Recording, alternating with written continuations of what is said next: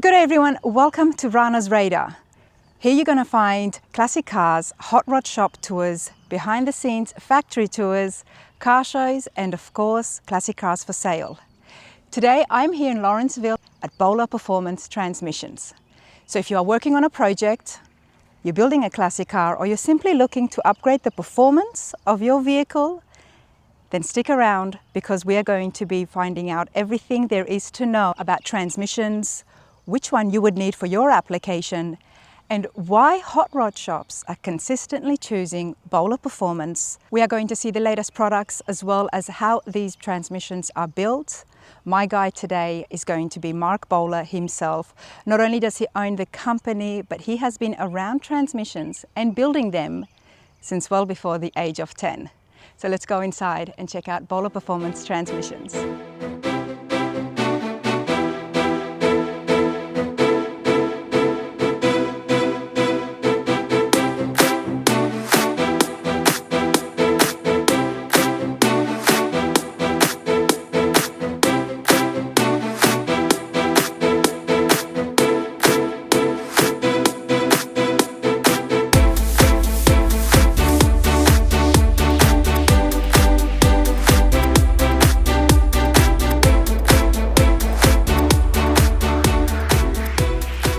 Okay everybody, here I am now with Mark. Mark, good to see you again. Good to see you. I'm glad you made the trip. I am so glad that I am here because I would like to know more about transmissions, and I would like to show my viewers the difference with Bowler Performance transmissions and exactly how they get made. What's your role in it? I have so many questions, but I'm excited to see. I'll do my best to answer them and show you around. Absolutely. And I was telling my viewers just then before that you have been around transmissions, I said well before age of 10. Yeah, I started cleaning parts for Dad by probably 7, 8 years old.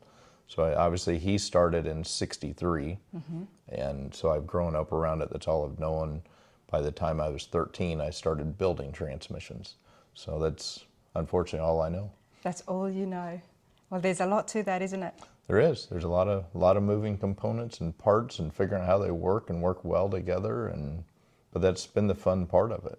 Since 1963, and it has just continued to evolve up until today because the cars are changing. Yeah. The performance is changing. Yeah. I think that's what I love about today more than the past several years is the demands of the customers and the cars that are being built is where we can really shine. So it's where the transmission now comes in and actually be a more critical part of the build. The modern technology has taken things so far. You know, obviously the old 3, 4 speeds are still some of the strongest. Yeah. But no one really wants that. So we've got to figure out how to make these new 6, 8, 10 speeds live and take them to that next level. Custom transmissions for high performance vehicles is definitely where Bowler shines. And so many people of the industry and the builders, they come to you, they rely on you. But I'm here today and we're going to have a look at those custom transmissions. But my people watching at home, I want to show all the other products that are sold here because not everybody can drive a 1,000 or 2,000 horsepower vehicle these days. Yeah, I mean, obviously the limits continue to rise in the demands of the customer. We've always kind of tried to pride ourselves on being more a solution company. So often we look at what can we offer whether someone's not buying our transmission or they're buying a takeout transmission out of a low mileage vehicle, how can we help them with accessories and components? And that's where we can help that do-it-yourselfer, or if you don't have some crazy budget build, we have those options too. We're a Tremec Elite distributor, so if they're doing a common 5-speed or 6-speed swap and they're 68 Camaro, but they want to hit the factory 4-speed location, we have all the components to do that. And I think most people don't know that because they're more drawn to us for the big power, crazy builds. But you do sell just the crate transmissions as well?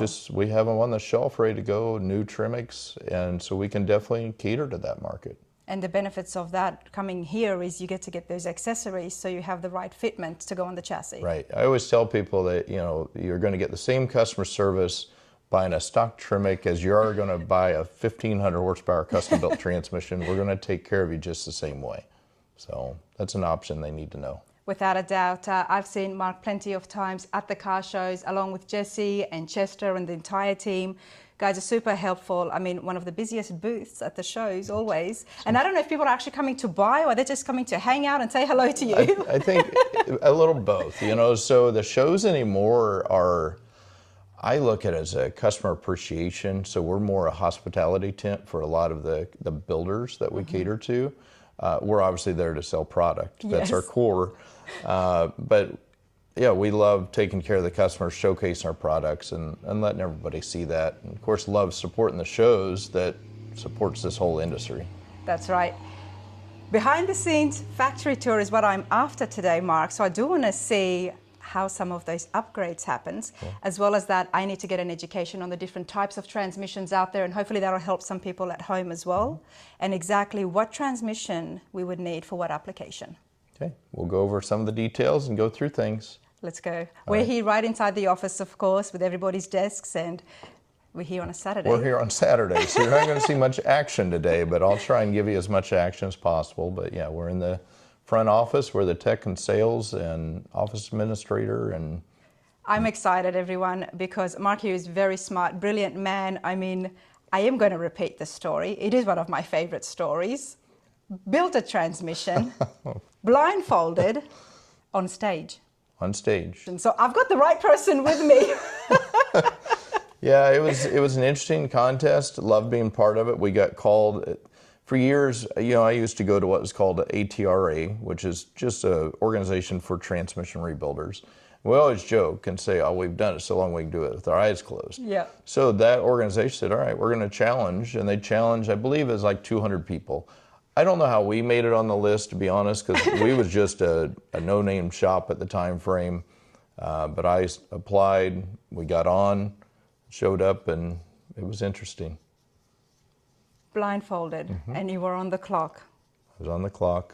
It was pretty neat. It was a 4L60E, and we had earphones on to block out any noise, but you also could hear someone. So you had a guide if you ran into a problem, but they could not tell you where anything was. Okay. So if you said, hey, I'm looking for the direct clutch drum, if you told them exactly what you're looking for, they could say you're close. Okay. You know, and more for safety. So what was interesting is my coach, I wish I knew who he was. You didn't pick your coach? I didn't. We don't know who they are. They're just people that was part of the organization. And you had probably 12 builders on the stage going at the same time. And mine was pushing me and saying, you're absolutely like losing here. You know, you're a disappointment. I'm very frustrated. What he, you know, obviously. Tough love, I guess. I was like, wow, this is a great coach.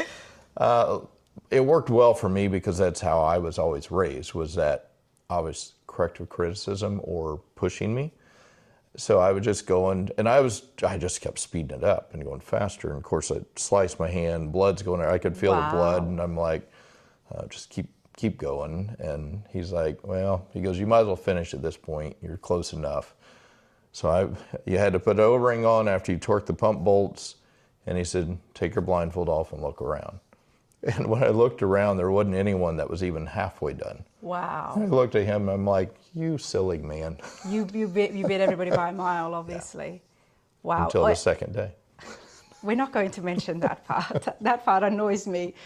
Why would they have the same competition the next day? Because there was 200 people, so they could only do it for so many hours a day. So, yeah, I held the Guinness Book of World Record for a day. I mean, that's very impressive. It's not mentioned for a day, but it's very impressive to do that blindfolded on stage. Obviously, you know the stuff. This is all those terminology that, you know, the terms you just mentioned. I hope by the end of today, I will know what all of that is. I'll do my best.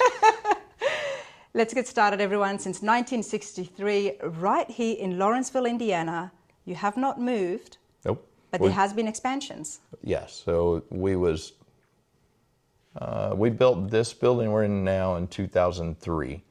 So we was about 2 miles away at my dad's house before that. Oh, wow. So it went from So he was building transmissions, sorry to cut you off, from 1963 to 2002 at home?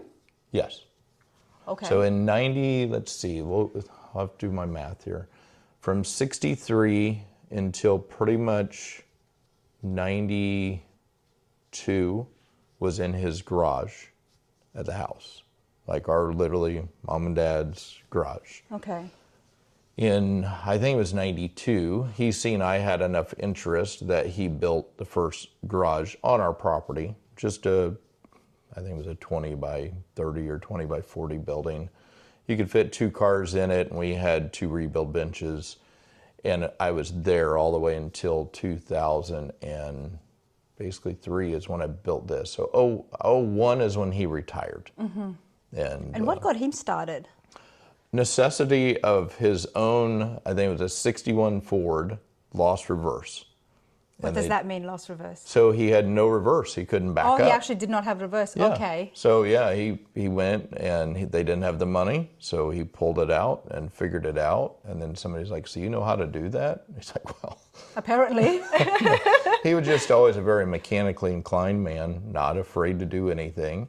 So he fixed his own, and that's turned into what it is today. And he, one of the hardest working men, I ever knew. He worked 2 jobs, because I don't think he ever thought it was enough to provide. So he worked at Texaco Refinery until it shut down. And then this became, the way to provide for the family. And, worked so hard to build it and had the same reputation, like really that we do, except for just local. It was only for local people. And we had people drive 100, 150 miles radius to come to us because we just treated people well. Yeah. And my dad just said, "Hey, do what you say you're going to do your best work, and treat people well." And I was like, all right. And that's what I've always done. Well, I think you've done him really proud. Everybody do check out the website. There is also a story there as well on the background and history of Bowler Performance. But let's go inside and check out what's happening back there. All right. So this is more the actual main part of the shop. And you'll see we've got, cars in here. 3 of the 4 are in-house vehicles. 1 is a customer vehicle. So as I was saying, whenever we will take it to that next level for testing development, we will use our own cars. Well, this is yours. This is mine. So this is 70 Torino. I've had this probably, 16 years. So we did development on this for Roush Racing. So Roush came to us wanting to use automatics behind 8-stack injected motors. And they were not having success because of the cam setup and what requirements. So we developed, basically an automatic package that the Roush crate motor guys can sell. So this was a platform we did that in. Again, I told them, I said, the only way I can refine that is I'm going to have a car. So they sent us a car first, and then we developed it, and then we built this car so we had a benchmark to use as well. And now we're using it further with a different transmission now to test. Well, I'm never going to forget this because one of the fondest memories that I've got, and for you guys, it was not a fond memory. And neither was it for 4, 5, I think maybe even 6 of all the other guys that was involved under the hood. I remember. I loved it because, you weren't there. I had you on the phone and everybody was figuring out and trying to solve the issue. I think Chester was out buying spark plugs and I was just there with my phone. I'm like, this is just fascinating. Let's see if these guys can fix it. And they did fix it. That's part of it. So, we don't trailer them to events. We take them to events. We do what we need to with them. And when they break down, we've got to fix them. And you're always in good company. Oh, that's what's great about this whole industry. I remember Jessie taking her on the power tour on our honeymoon.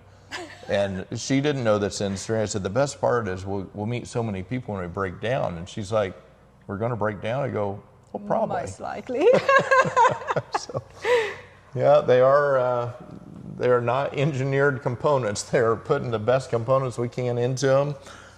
This one is a Galaxy that we actually did for George Petit several years ago. We did an LS swap. We made the LS look like a Ford FE motor. And, we'll get criticized for doing it, but that's what George wanted. And it was fun to do. So, the distributor is completely fake.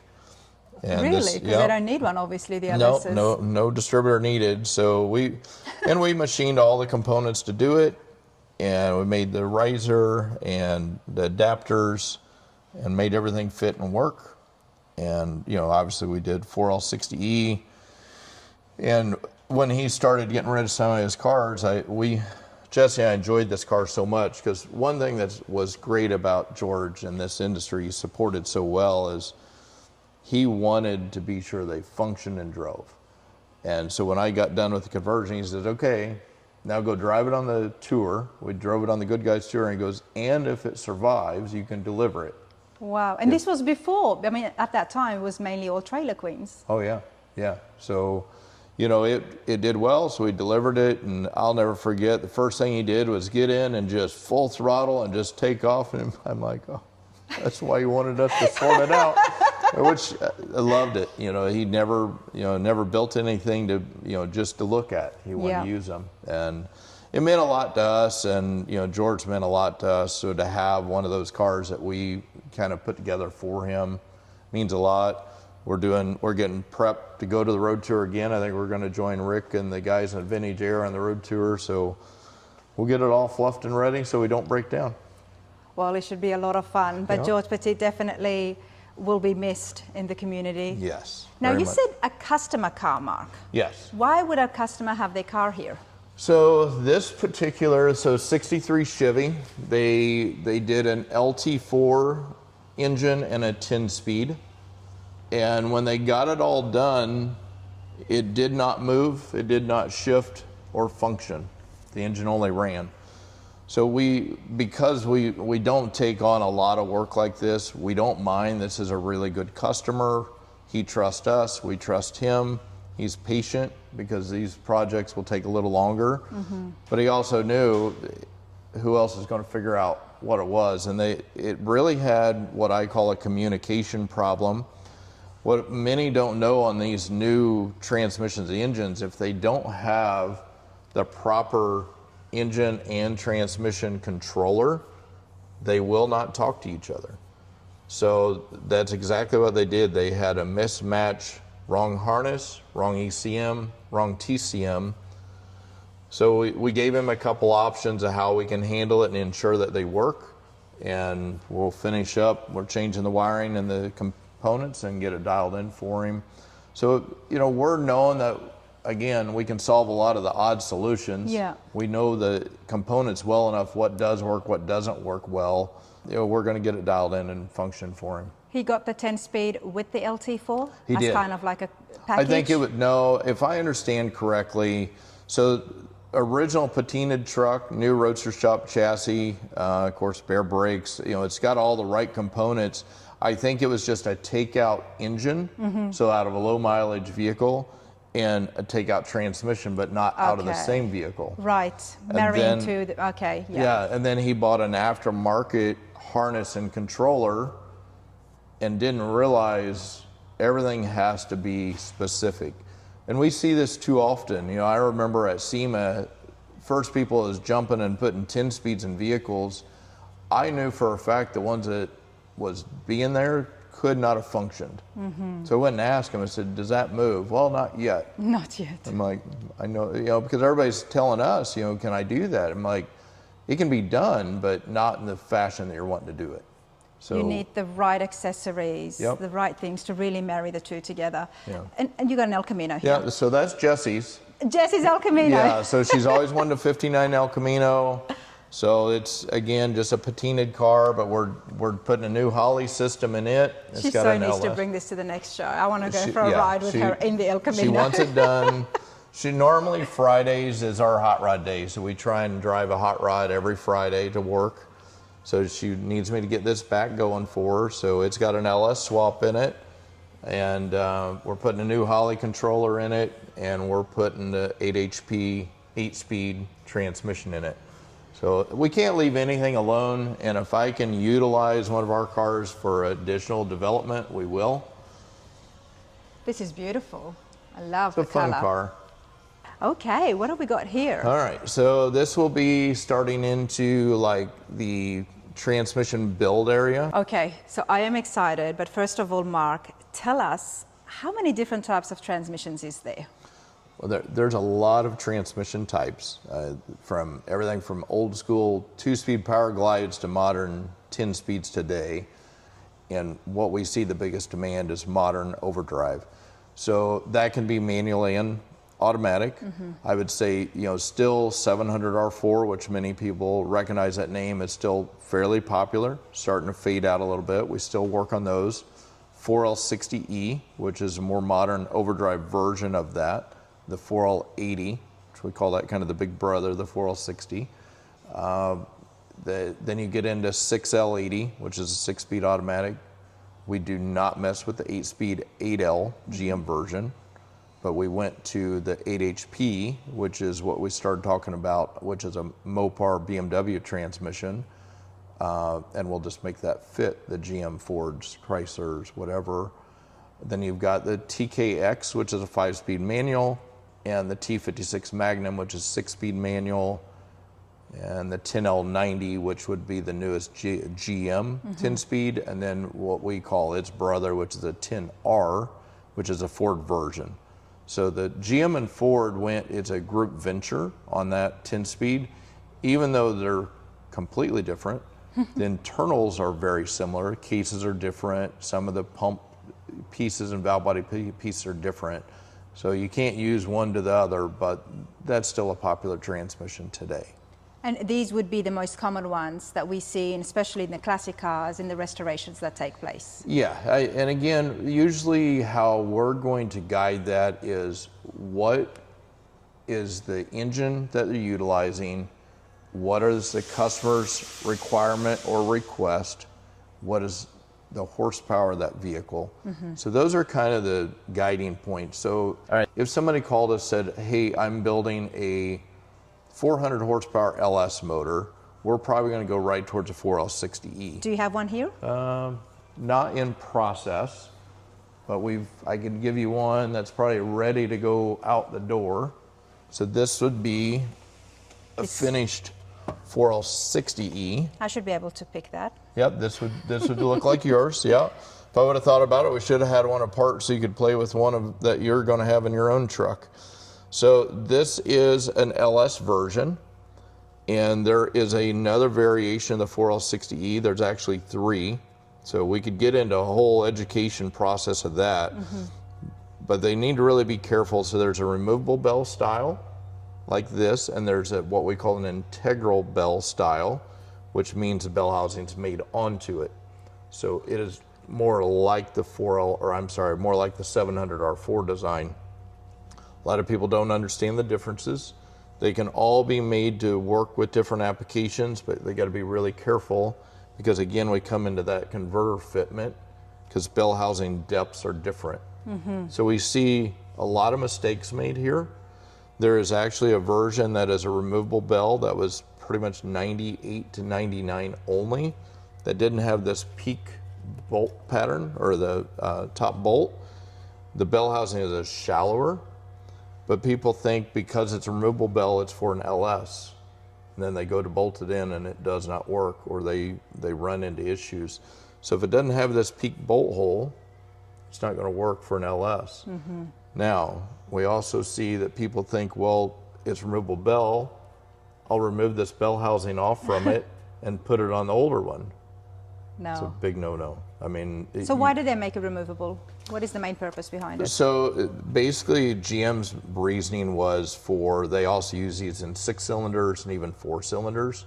So from production purpose, they could simplify this, all stay the same. They could change converter bell housing or an input shaft if needed. It became easier to manufacture.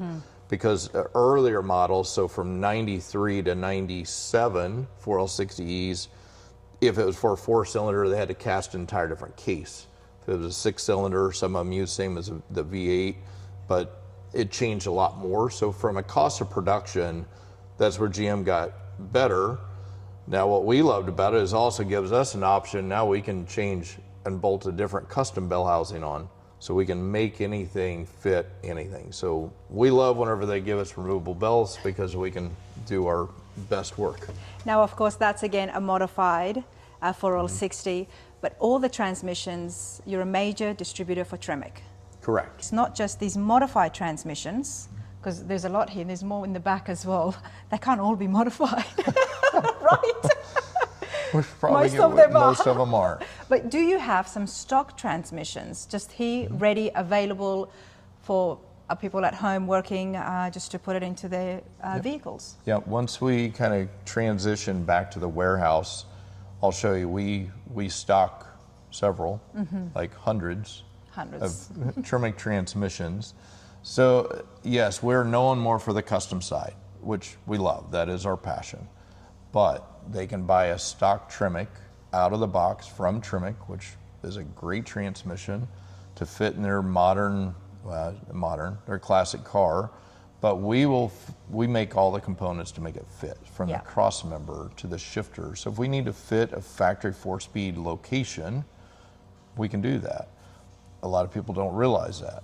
So we want to at least educate that we are here for that. Yeah. I have all these transmissions on the shelf that, yes, we'll modify them gladly for people as needed. But they don't necessarily always need to be modified. Not at all. It's out of the box, they're a great transmission. Yeah. It just depends on the demands or requests.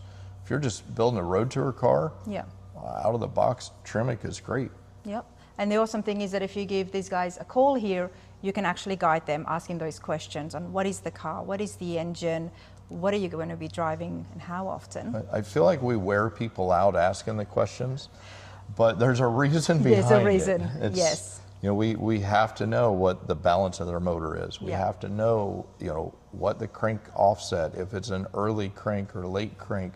Because again, we want to be giving you a total package of everything. So you're not a week, a month, 6 months, some of these cars are a year down the road getting worked on, and you're like, well, I don't have this, or I didn't know this, or they have a problem. We want to be the guys that the one-time stop, one call, get everything they need. I think that's what probably scares some people, because the price point may be more, but we're trying to help them. It's like, you're going to spend that money. Yeah. It's either going to be over time and you're going to do all the homework finding these components, or we're going to help you, guide you on all that and eliminate that. Okay, so that's a 4L60. Now, the 700 R4, I have heard about that plenty of times, and they've been around for a long time. They were released in 1982, and they ran all the way to 1992. Not my favorite transmission by any means. They are known for some issues and problems, but they are today what I would call the Turbo 350 of the old days. So the Turbo 350 was popular for the muscle car swaps and street rod cars. The 700R4 being an overdrive, it fits better in the tunnel, gives people that fourth gear and a lockup converter. So this is this in build process, so it's basically final assembly. If it comes over a weekend, we will actually have all these bagged over a weekend. Basically, we try and protect everything. The transmissions, the enemy is dirt, because basically in a valve body, especially you look at one of these, this is back whenever they made cast iron valve bodies. So what is a valve body? So valve body, I would say, is like the brains of the transmission. So each of these valves has a function from a 1-2 shift valve to what we call a throttle valve. So as you accelerate, if you see this valve moving back here, that's what controls line pressure of the transmission. One of the most important steps we do here at Bullards is vacuum test valve bodies. You're going to have valves in here that operate to create the shifts, regulate pressure, and think of it like an engine and a compression test. So if you don't have good vacuum or good sealed bore clearance here, you're going to have premature failures. Sonics gives us the tools to do this. You've actually got a plate that gives you all the call outs for the ports. You have call outs for what the vacuum test should be. So you can go through and actually turn this on. And once you're there, you can actually monitor your pressure or your vacuum. If it fails, that's a valve that will get pulled out, reamed and oversized, or an updated valve. If it's too bad, we'll throw it away and start from scratch. The pump is what I call the heart. So this is a pump that actually goes in and your converter drives the gear and it pumps the fluid. Then the fluid goes through the valve body and then it diverts it where it's going to go to the, and then if you look on the other half where it bolts, basically what it looks like a brain, all the passageways. So the valve opens and leads the fluid, which then goes through the system and applies each clutch pack. Wow. So if you look, if we actually, this hole, for example, transfers through the pump, out of the pump. Because that pump sits in here. Yes, so yeah. I'll pull it off and show you. So when the pump, basically these holes, so they come through the valve body, through this hole, then there's another hole actually in here and out here that goes through this shaft. And if you see these rings, that seals the fluid, and each one of these is a gear. So you have the coast clutch, you'll have the 3/4 clutch, and you'll have the forward clutch on the shaft. So the fluid will come out of this shaft, through this shaft, and it applies the clutches. Wow. And whenever they're applied, that's what holds the gear. Such an intricate process, isn't it? It's very involved. So I tell guys, and I know everybody, I joke, everybody has not everybody would have seen the insides of a transmission. Can we just put it out there? That was definitely a first for me, so I appreciate it. What's funny is you will run into somebody that has their brother's cousin's sister's husband that is a transmission builder, and they can do that in the backyard. It takes us from start to finish, on average, about 16 hours. So each transmission is about a 16-hour process to go through and get to the dyno process. Yes, I know they can do it faster. I can say I built one in 16 minutes. There you go. I don't know if I would install it or anything, but I built it. So, we consider ourselves a coachwork style builder, just like a custom car builder would. Everything is going to get completely hand built. Everything's checked. It's going to go to OE or better specification. This isn't what I call a rebuilt, it's a remanufactured transmission. Huge difference. So when you'll see price points of a transmission at $1,500, $2,500, it's what I call a rebuilt. It's had the wearable components replaced. Not saying it's bad, it just had the basic parts replaced. Whenever you hear remanufactured, it's going to have the bushings, the valve body, everything blown apart, all of the seals, the drums are replaced, planets are checked if they need to, they're taken apart and bushings put in them and bearings put in them. Everything is touched on it. It's a brand new transmission. It's as new as you can get. This is one of our most popular transmissions, a 4L80E, still one of the strongest transmissions we offer today. We offered anywhere from a 550 foot-pound torque all the way to 1,000 foot-pound. Whenever we build these, we're actually going to test the entire circuit on the bench. So we've built the pump. We have the new billet shaft installed and ready, which is a standard feature on our 4L80. Then we've got the clutch drum already built here for forward. No, that's not a standard green plate. We actually have this modified as a tool so we can check the clearance. And what we'll do is actually we check everything with the dial indicator and actually apply air through the circuit. And when we do that, we can not only check for leaks, we can also check our clearance, and we actually monitor all of our clearances that way. Another standard feature on our 4L80, so this is a valve body. It's already been through vacuum test. So we've modified, added the Sonic's coast clutch valve. This is a standard feature on all of our units. We'll have all new OEM GM solenoids, all the attention to detail, like even internally in direct clutch, we actually machine and make our own billet pistons. That's a standard part of our 4L80 as well. And you really said it well by saying it is like coach building, because each transmission is getting handled individually. It's got its own station. Yes. Yeah, so what we've done, we built our benches more universal. So instead of saying, hey, this is only a 700R4 station, we have a lot of the general stuff. You'll see we 3D print our own mounts, like these are our common sockets, rather than having a whole toolbox here. This is the basics I need for most transmissions.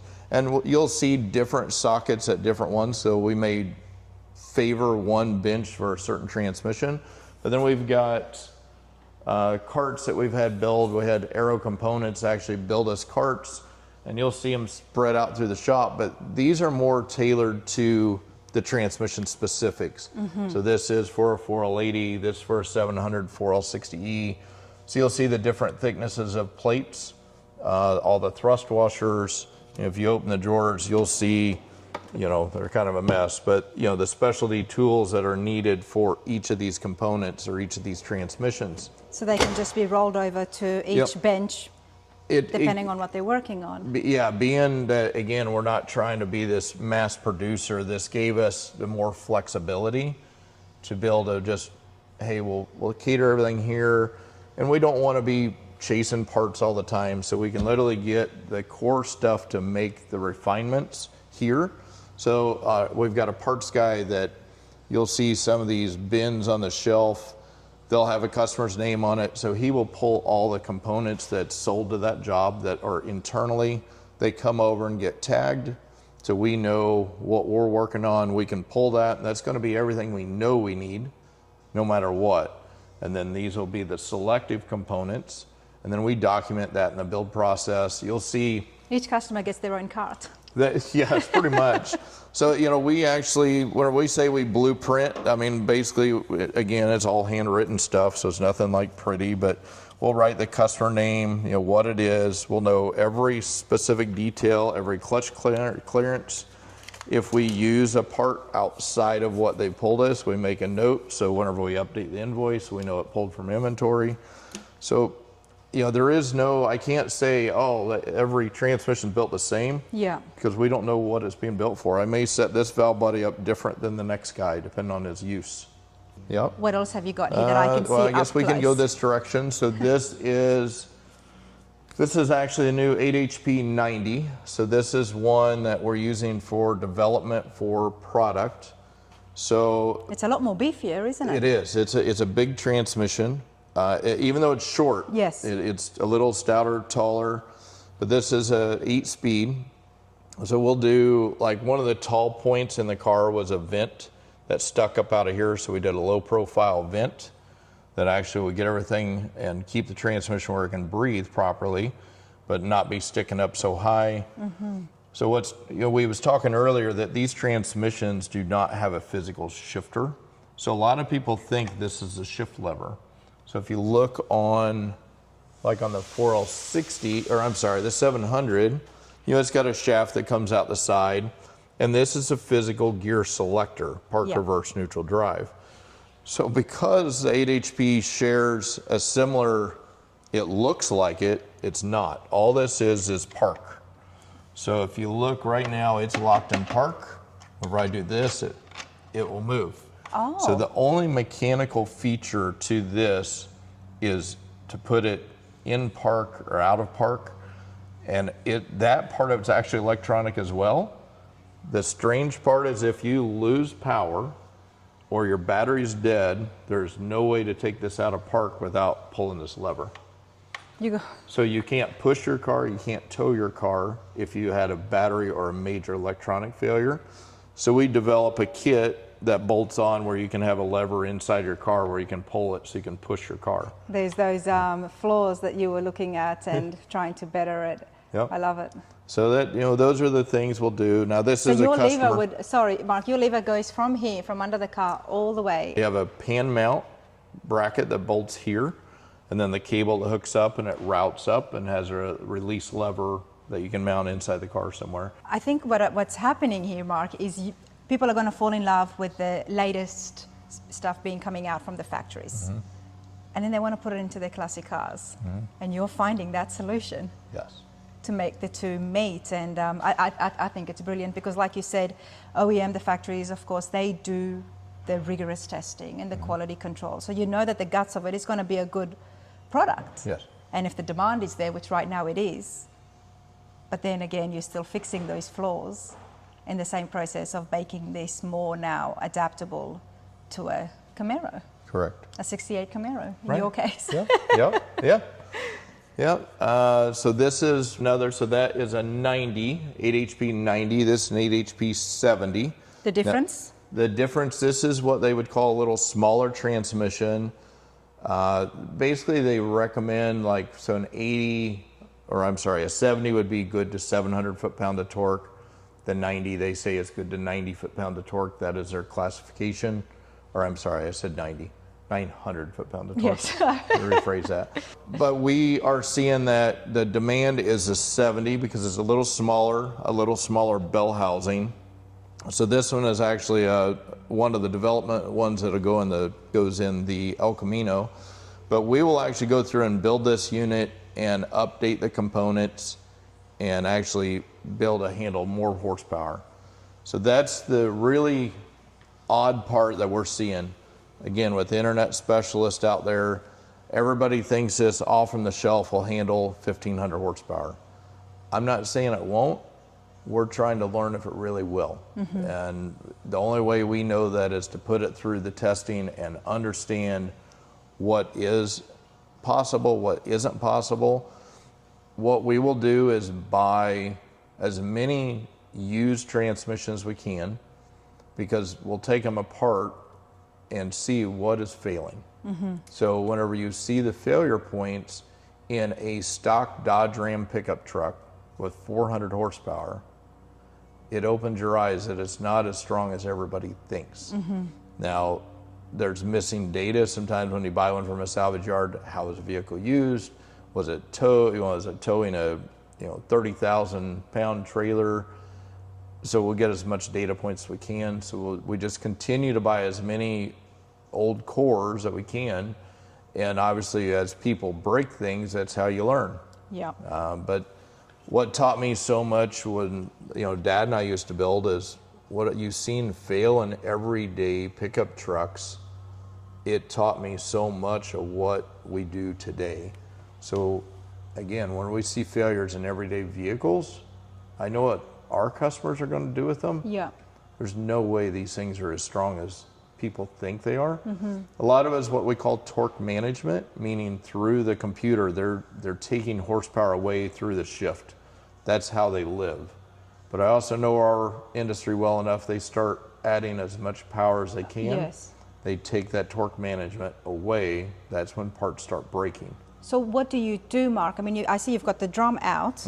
If something that is designed to handle only 400 horsepower, where do you come in and what do you do to increase that? So in this case, there's another drum in here. So that is one of the failure points we're already seeing.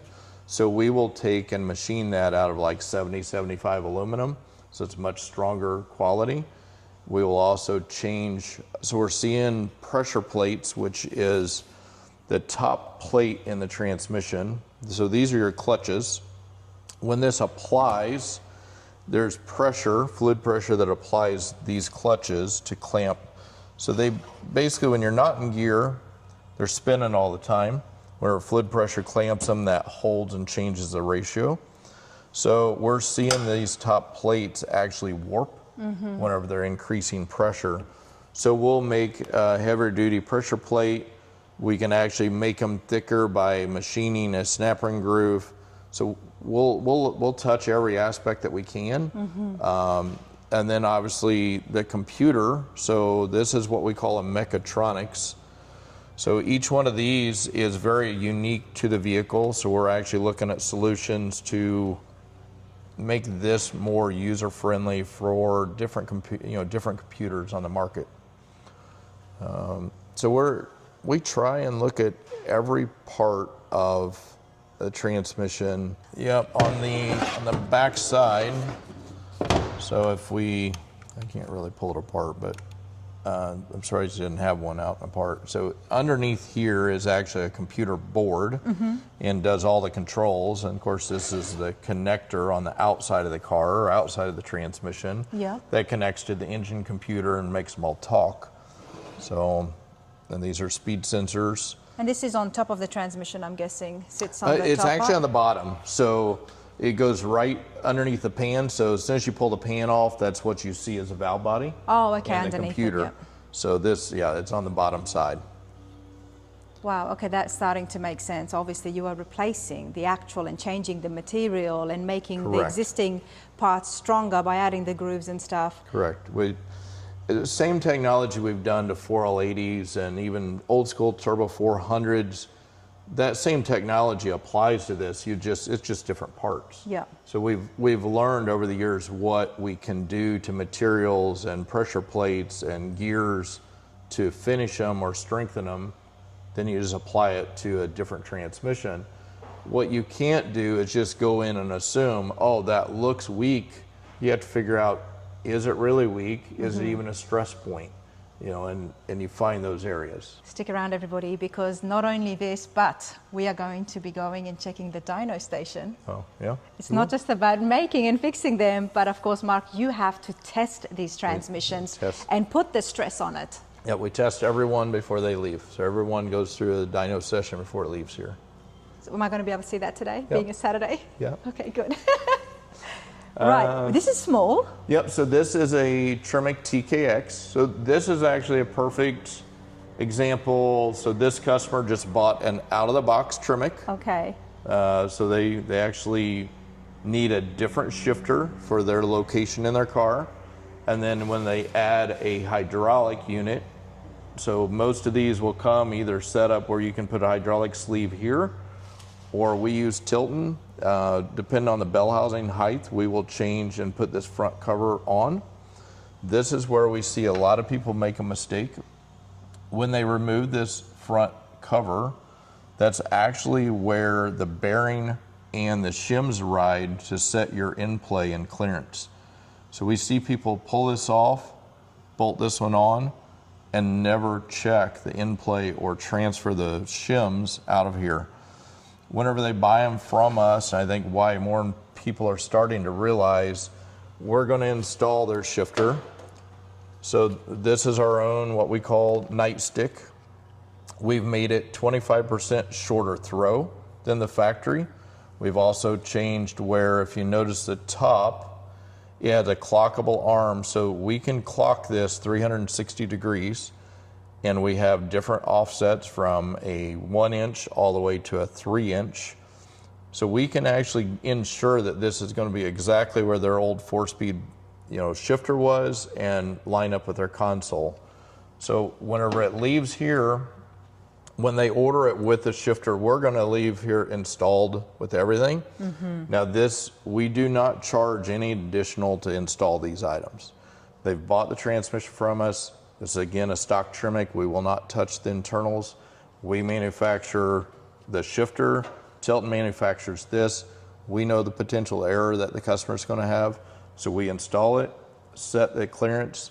We install the shifter, whatever position they need. We've actually got a machined O-ring style here, so it gets rid of the gaskets. The next thing we do is we'll actually literally pressure test it to be sure it does not leak, and then we ship it. And we do not charge for that service. It's just something we do for our customer.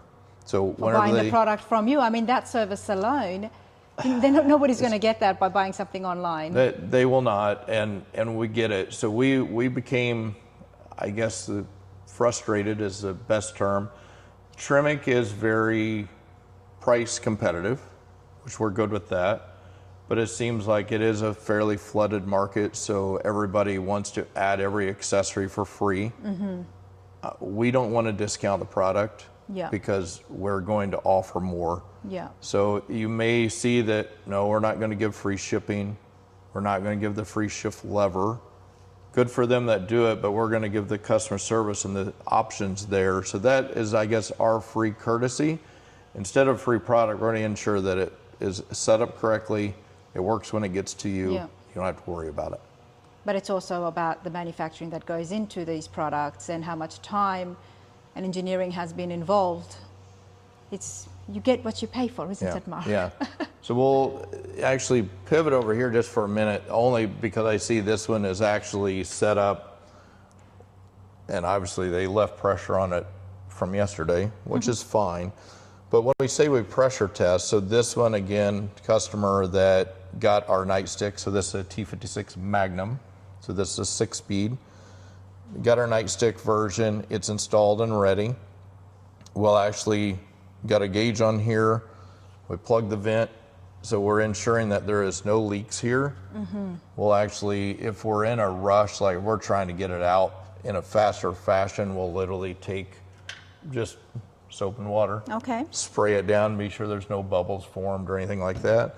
These are great whenever they're sitting here overnight, so I can pull this and you'll notice that it's, it was holding pressure. A lot of pressure. So that gives us comfort that it's not going to leak. Wow. Where would you see bubbles if you did do that? Typically, you're going to see it on anything where the new product was. Tremec does a good job. The fact there's a sealed when it comes, but because we've altered and pulled that off, if we have an imperfection, didn't get something clean, O-ring wasn't put on properly, we're going to see a leak here. So when we spray it down, we would see it bubble off. The nice thing with the gauge, now if it's a slow leak, you may not catch it. That's where the bubbles come in. Right. You can catch it quickly. But the fact, like they obviously left it from yesterday to today, it was still holding pressure. I feel absolutely comfortable about that one. So all that time it's been under that pressure and there's been no bubbles. And like you said, other companies out there, if they are cutting down costs, somebody has to pay for shipping. Yep. If the customer's getting it free, that money still has to come from somewhere. Right. And I just believe that if that's happening, then obviously there is going to be some limitations and lack in the quality. It's just, I get it. I understand. It's their business model is probably more volume of sales. Yes. That was never our business model. We No, want well, to Dad be was the doing it in the best. garage for such a long time. Right. Yeah. Don't think he was concerned with doing mass production. Yeah, we just, I don't care if I sell, 100,000 of these. I mean, obviously we'd love to, but that's not our core focus.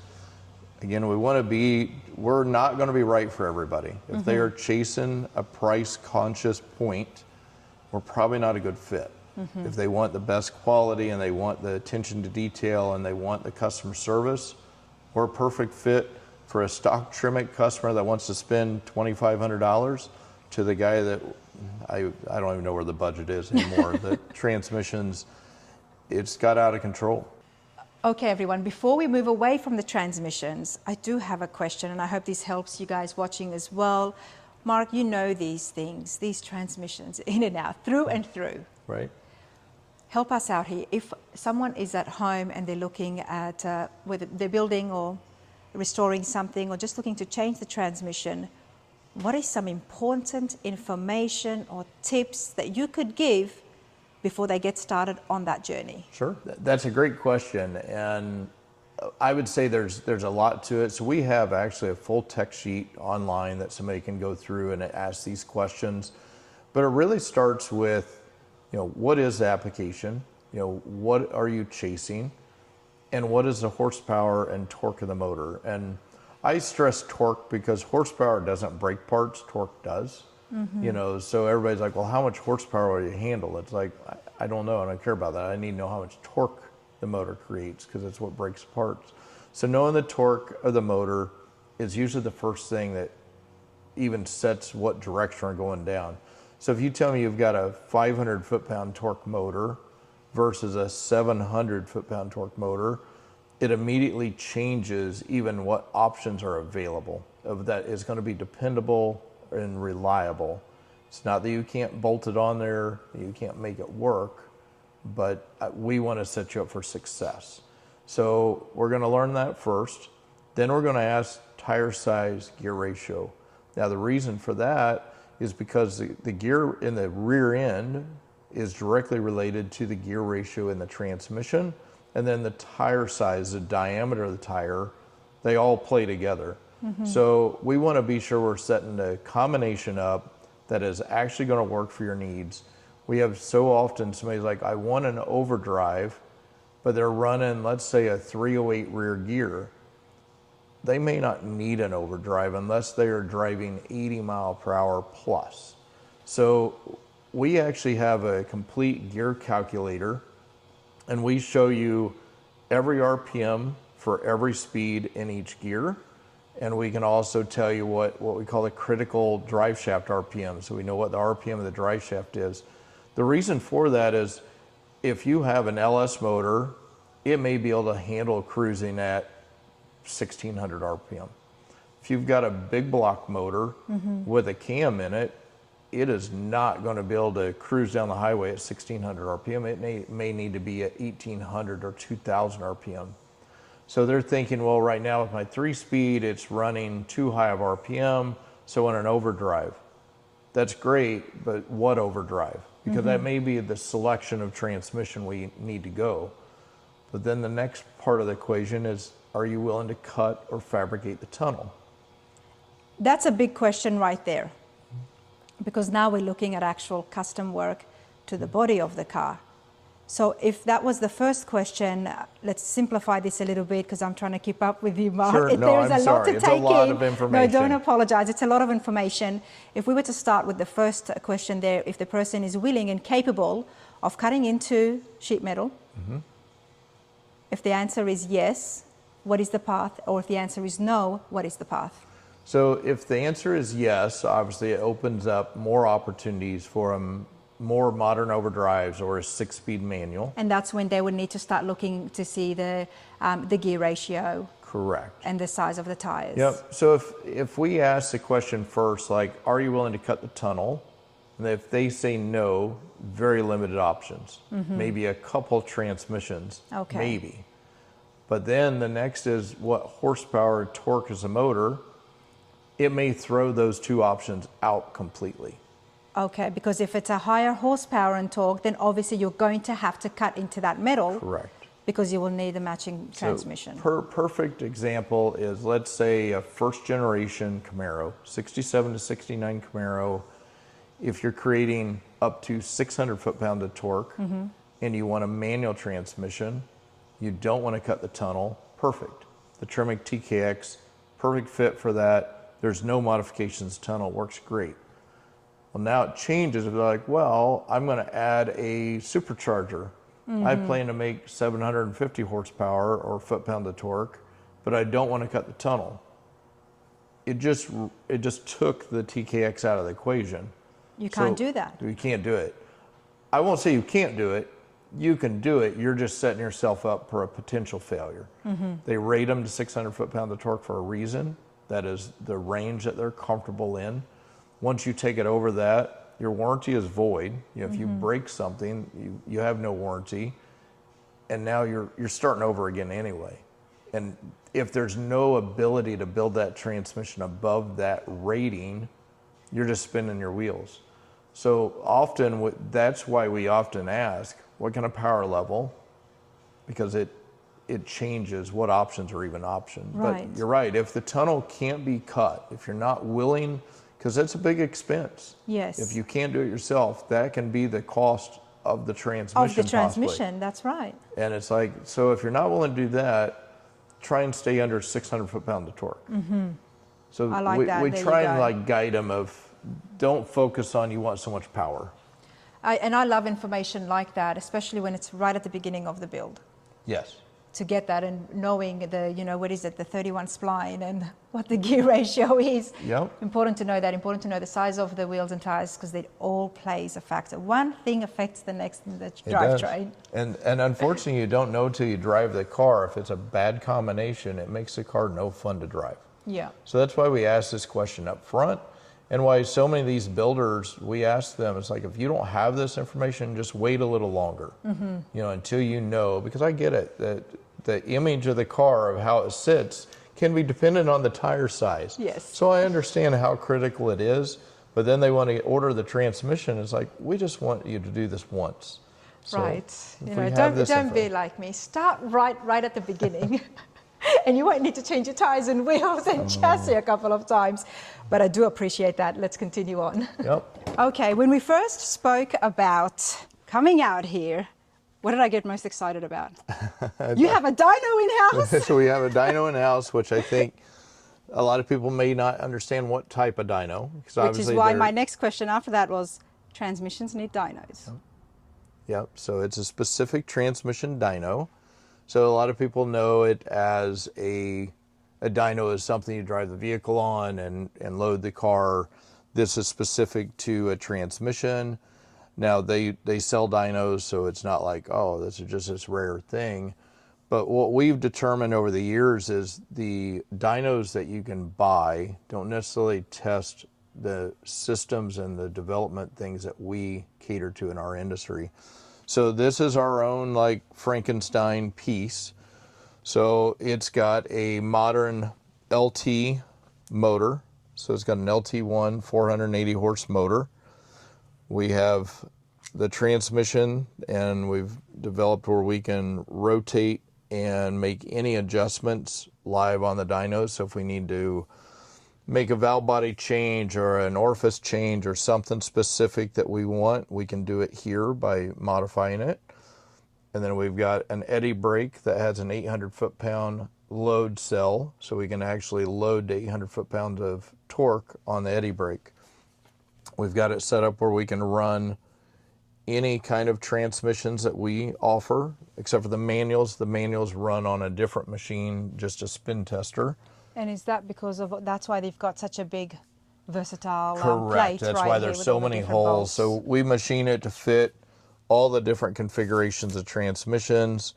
We've made where, we talked about earlier, torque converter pull up, so this is actually fully adjustable. So we can actually, it's on a machine plate that I can adjust the depth and set everything so that it gives us flexibility to run any kind of transmission combination. So that's what is somewhat unique about it. More is because most dynos are to just put the transmission under enough load to know that it shifts and that it doesn't leak. So that's kind of was the original concept is, hey, it functions, it doesn't leak.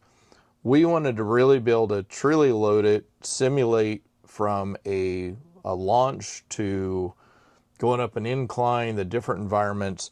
We also wanted our own control systems, so we have full data management of the engine.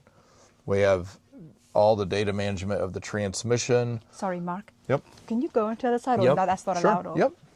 It's a tight fit, but I can Yeah. get there. That way I can get in as well and still have you. So you modified the dyno. Everything on this dyno is built at this point. So this is nothing that was purchased as a dyno. It is, everything is, like I said, to me, this is today real world. It's an LT, which is one of the more popular engines. So we want to build a test on what these customers are using it on. We have the ability to run everything from a GM controller, SpearTech setup, Holley.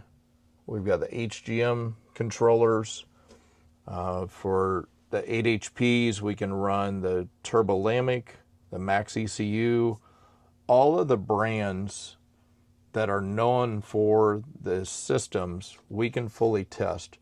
So if we know you're running a Holley system and a Holley calibration, we're going to literally dyno with that combination to know that when it comes to you, your transmission's been ran with the converter that we've spec'd for it, the transmission we built for it, the calibration that we sent with it. It's 100% tested and proven before it comes to you. That's why you're able to answer those questions. And that's why you ask so many questions, because you've done this much work in, to be able to have this whole setup here of all the different systems in the market. When did you develop this? This is probably 3-4 years. Actually, it's probably been 10 years that we've had it. So let me rephrase that. We initiated with a big block Ford initially. About 3 years ago, we changed to the LT motor. So we've been running this type of technology in this dyno for at least 10 years. We just continually improve it and change the technology of what we can do with it. So we can test 10 speeds, we can test 8 speeds, we can test any of the 4-speed stuff. I don't know of too many other companies that can say that they test the actual combination that the vehicle is getting before it ships. I highly doubt it. This is why we're here at Bowler Performance, everybody. This is pretty cool. I do like the dynos. I've only seen them with the cars, and I love that they're so loud. Yep. But now we're going to hear the LT4. Yep. And how much horsepower are we expecting? This one is 480 horse, and then we can load to 800 foot-pounds. So the load, even though we're only putting 480 in, I can load it enough that, let's say a transmission I say will only good for 600 horsepower or 600 foot-pounds of torque. It's because we've tested and we can snap that shaft at 600 foot-pounds of torque. Right. So now a lot of people say, well, then how do you prove, let's say, so this is a 1,000 foot-pound transmission. So this is a 4L80. This is, I believe, for Charlie's Customs. So we've got a new reed case. We can't necessarily test 1,000 foot-pounds in this package, but that's what the cars come in for. And we have enough data, especially on this transmission over years, because this transmission came out in 1991. It still is today the strongest, best transmission if you're going to build big power. It's the most dependable option, period. There isn't anything else. And you're able to modify that and take it up to increase that horsepower. Correct. So this, you'll notice we're actually in a soundproof room. So it actually is all sound deadening in here. The goal is... Do you want me to shut the door? Yeah, I will shut it, yeah. The next phase of this dyno, and this is mainly because of my ear. I can only hear out of one ear. So we're going to move all the controls remotely over here. Okay. We'll always be able to still come in, but it actually will keep it more quiet for the operator. And we'll have microphones that data manages all of the noise, but we can always just come in. So it'll be what we call a dual console. You can come in and operate, or you can operate remotely on the outside of the wall. So that's what we got. So which computer system are you running now? So right now we are running the GM factory ECM, and are running the CompuShift standalone controller there at the bottom. So the red ones, everybody? Yeah. Okay.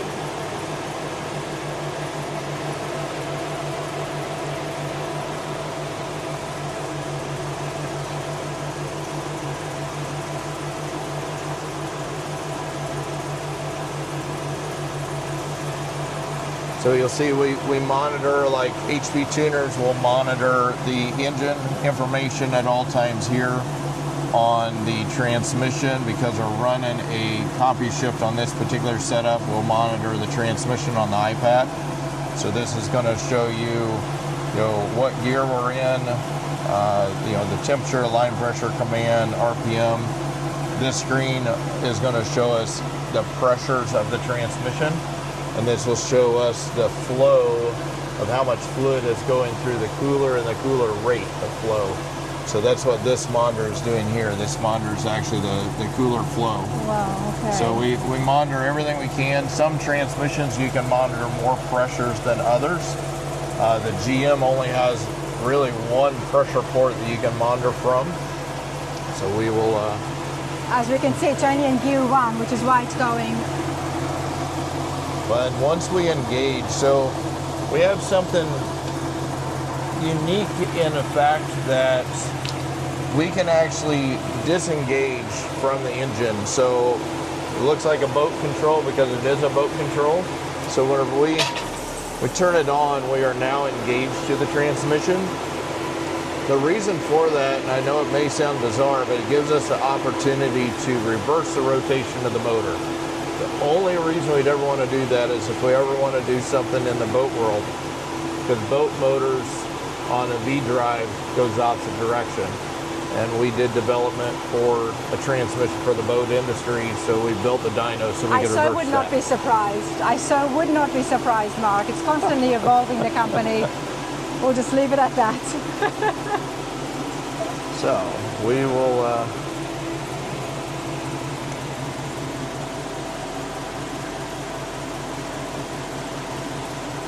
All right, we're going to increase the RPM now. Yep.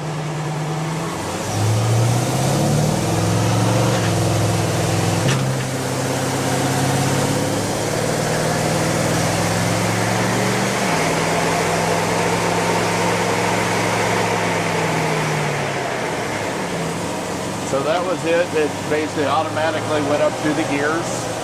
Whenever we do, and we're still old school, some of these dynos... I can hear the gears changing. Yeah. Some of them will do it all automated.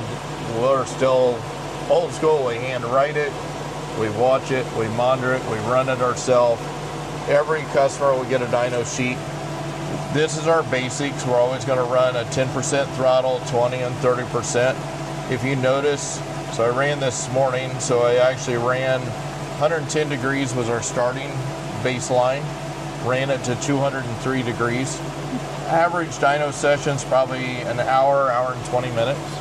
So we'll actually, what we do that for is I want to see, is there any pressure drop hot to cold? So that'll tell us if we have any kind of hydraulic leaks or problems wherever the operating temperature.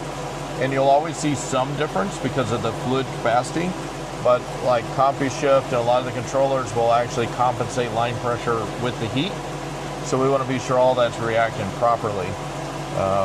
Again, this will be with the converter that the customer's getting everything. We don't have a bench test converter. There's such thing in my eyes. I want to run it as a matched system. Yes, now because you know you've opened this up and you want to make sure everything is running properly.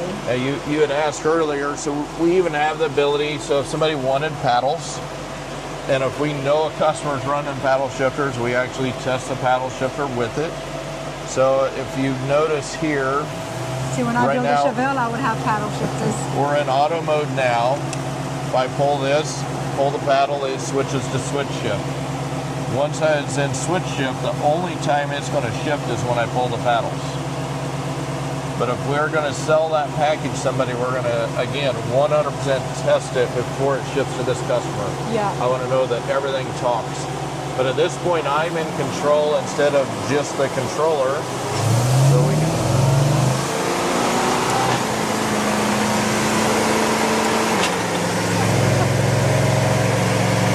Feels like I'm at the pits. If I get a job at Roller Performance, I think I will be right here, everybody. That's the best all job. All day long. I try and sign up for this position as much as I can because I love this part. This is, just to be sitting here and playing with the gears and increasing that RPM, that would be, it's... So I'm going to stay here.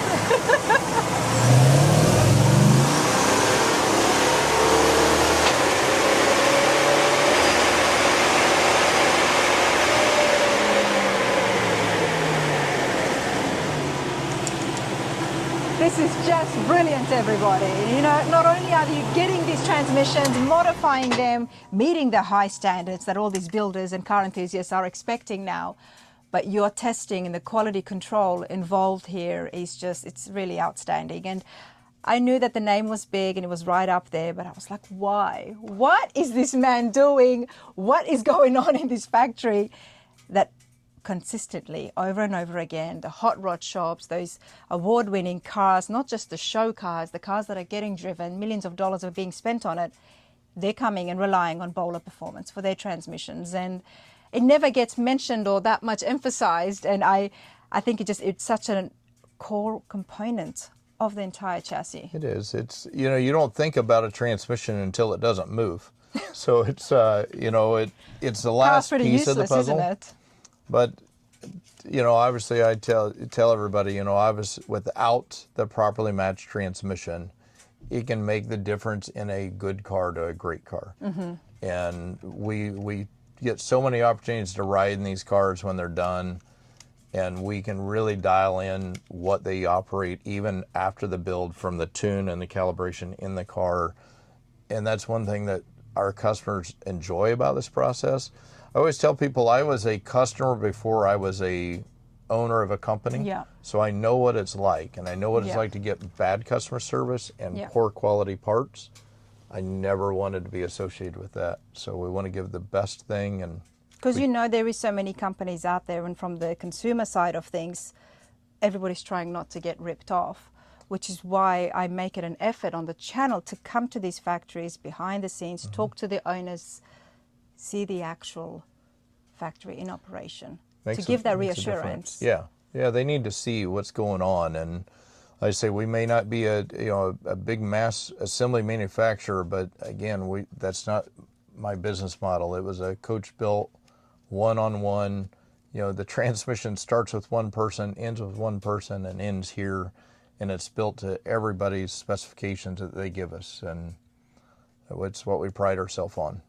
It's not about mass production, but this has been so awesome. And whether you are just looking for a transmission or, like I said in the beginning, if you're building, customizing, or looking to upgrade it, this is the place that must be on your list. Give Mark and the team a call and have a chat about what your plans are. Well, I mean, again, I pride myself on we have an amazing team, and they are passionate about it. So you're not going to get just somebody on the phone that doesn't know, and we are small enough that we know all the projects in the shop at all times. So whether you talk to Chester, Jeff, Chloe, Jesse, whoever, it's not like we're going to just be clueless. We understand. We take so much pride in every single one of them. We're going to know, Bill, where your project's at.